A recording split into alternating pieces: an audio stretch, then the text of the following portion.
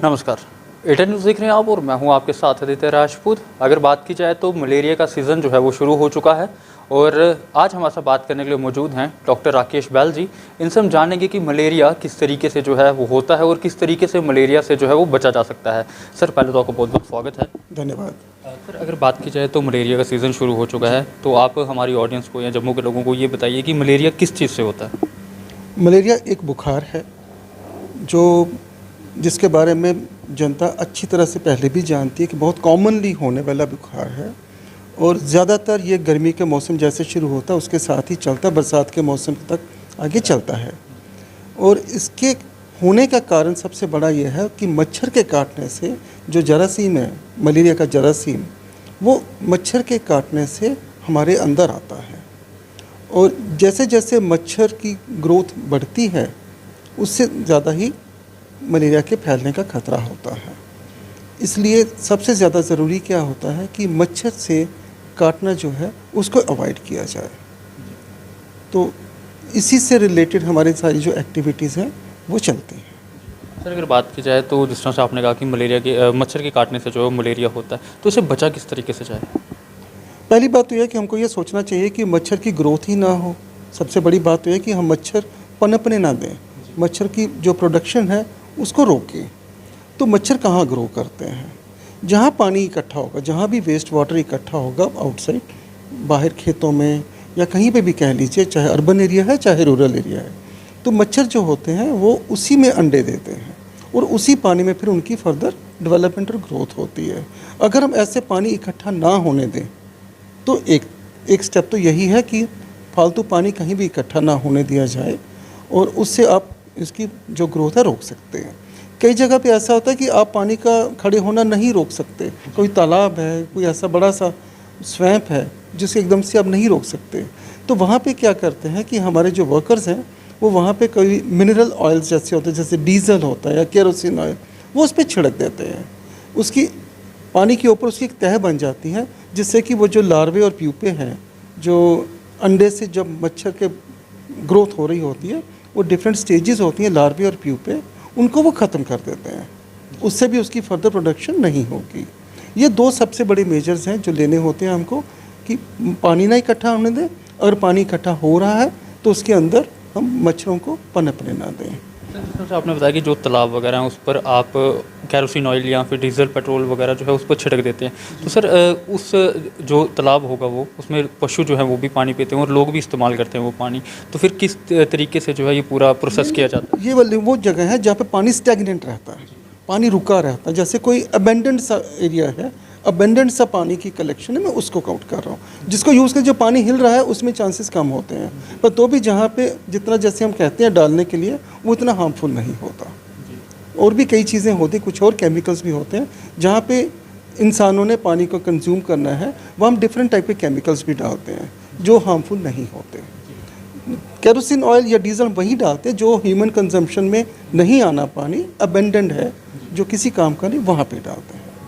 Sir, अब किस तरह से लोगों को अवेयर किया जा रहा है, किस तरीके से टीम जो है वो काम कर रही है आपकी? हमारा जो फील्ड स्टाफ होता है, गांव-गांव में जो हमारे हेल्थ वर्कर्स होते हैं वो इस सीज़न में बड़े एक्टिवली काम करते हैं। वो लोगों को अवेयर करते हैं मिलके, वर्बली, और जो हेल्थ एजुकेशन मटेरियल होता है, जो पोस्टर्स होते हैं जिसमें सारे मैसेजेस लिखे होते हैं, वो जगह जगह डिस्प्ले करते हैं। फिर लोगों को वो डेमोन्स्ट्रेट करके बताते हैं कि पानी की कलेक्शन को कैसे दूर करना है, या वाटर कलेक्शन है, स्टैग्नेंट वाटर है और उसमें मच्छर डेवलप हो रहे हैं कि नहीं, वो डिटेक्ट करते, लोगों को दिखाते भी हैं कि ये हो रहे हैं और ये आपके लिए ख़तरनाक है और इसको कैसे इससे छुटकारा पाना है, वो भी वो वहीं बताते हैं।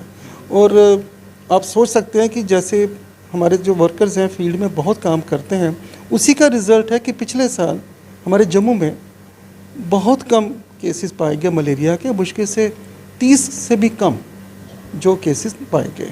तो ये बहुत बड़ी अचीवमेंट है हमारे जो वर्कर्स की है और पब्लिक की कोऑपरेशन से, कि मलेरिया को काफ़ी हद तक लास्ट ईयर तक हम कंटेन कर पाएँ। अब ये सीज़न भी है, अब भी इसमें लोगों की अवेयरनेस बहुत ज़रूरी है, लोगों की इन्वॉल्वमेंट, और हमारे जो स्टाफ है वो तो काम कर ही रहे हैं। उससे हमें उम्मीद है कि इस साल भी मलेरिया के केसेस कंटेन रहेंगे। मलेरिया की अगर बात की जाए, मलेरिया क्या खतरनाक होता है, जानलेवा हो सकता है? बिल्कुल, अगर ये कंट्रोल में ना आए, ठीक टाइम पे ट्रीट ना किया जाए, तो कभी कभी जानलेवा भी हो सकता है। इसमें कुछ टाइप्स होती हैं, जो जरासीम होता है ना, वो भी 2-3 तरह के होते हैं। एक है जो ज़रा ख़तरनाक होता है, जिससे कि कॉम्प्लिकेशन ज़्यादा हो जाती हैं, उसको हम फैल्सीपैरम मलेरिया बोलते हैं। सबसे ज़्यादा तो वो eastern part of the country में है, मगर उसके cases her part of country में पाए जाते हैं। जैसे कोई लोग बाहर से आए, ईस्टर्न साइड से आए, तो वो इन्फेक्टेड हैं, तो वो वाले केसेस यहाँ पे भी पाए जाएँ। वो कॉम्प्लिकेटेड फॉर्म्स जो मलेरिया की होती हैं, और अगर ठीक टाइम पे हमारे पास ना आए, हॉस्पिटल्स में ना पहुँचे, तो जानलेवा भी हो सकता है। आखिर में क्या मैसेज रहेगा लोगों के लिए? कि मलेरिया एक ऐसी बीमारी है जिसको हम प्रिवेंटेबल डिजीज़ कह सकते हैं, जिसकी रोकथाम की जा सकती है। और उसके लिए जैसे हेल्थ एजेंसीज़ तो काम कर ही रही हैं, पर जब तक लोगों की अपनी इन्वॉल्वमेंट ना हो, लोगों की अपने आइडियाज़ ना हो, लोगों की एक्टिव पार्टिसिपेशन ना हो, तो ये टारगेट अचीव करना मुश्किल होता है। अपने घरों में भी जैसे लोगों के पास स्प्रेज वगैरह आजकल बहुत अवेलेबल होते हैं, अपने घरों में भी यूज़ करने चाहिए। जाली वाले दरवाजे, जाली वाली खिड़कियाँ ज़रूर होने चाहिए, जैसे कि मच्छर अंदर ना आ पाएँ।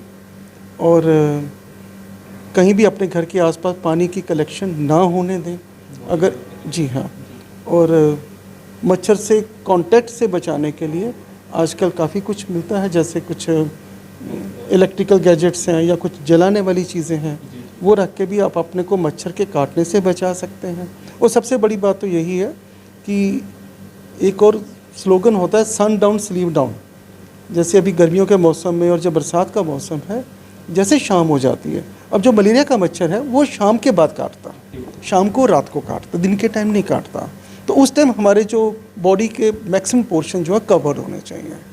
तो सन डाउन स्लीप डाउन मतलब उस टाइम बाजू पूरी कवर होनी चाहिए। बच्चों को भी हाफ पैंट में नहीं, फुल पैंट में रहना चाहिए, फुल स्लीव शर्ट्स पहननी चाहिए। और जैसे मॉस्किटो रिपेलेंट ऑइंटमेंट्स या ऑयल्स मिलते हैं, वो अपने एक्सपोज्ड पोर्शंस पे लगा लिए, और अपने आसपास साफ़ सफाई रखें, तो मलेरिया से पूरी तरह बचाव हो सकता है। इसके अलावा अगर कभी भी बुखार हो, जिसमें सर्दी लग रही है, कुछ भी हो, तो जल्दी से जल्दी डॉक्टर को रिपोर्ट करना है। शुक्रिया बात करने के लिए। तो ये थे हमारे साथ डॉक्टर राकेश बैल जी, जिनके साथ आज हमने मलेरिया के ऊपर बात की। और इनका साफ तौर पे ये कहना है कि अगर आप मलेरिया से बचना चाहते हैं तो कृपया मच्छरों से जितना दूर हो सके उतना रहें, उनको अवॉइड करें। और अगर आप अपने घरों में हैं तो अपने दरवाजे जो है वो बंद कर लीजिए, खिड़कियाँ जो है उन्हें बंद कर लीजिए, ताकि मच्छर जो है आपके रूम के अंदर, आपके घर के अंदर जो है वो एंटर ना कर पाएँ। तो आप लोग अपनी राय कमेंट सेक्शन पर ज़रूर रखिएगा, और तब तक के लिए बने रहे आप A10 न्यूज़ के साथ।